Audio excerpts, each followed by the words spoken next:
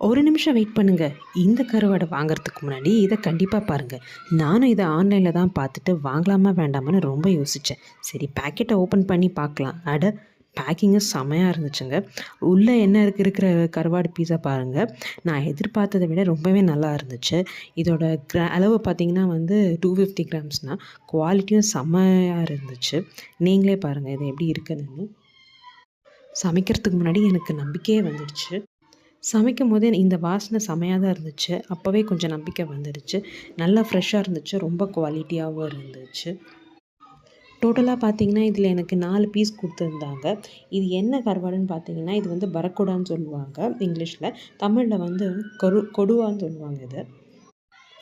உண்மையாவே இது நல்லா தான் இருந்துச்சு. காரமும் சரியா தான் இருந்துச்சு. உப்புலாம் ரொம்ப ஓவராலாம் இல்ல.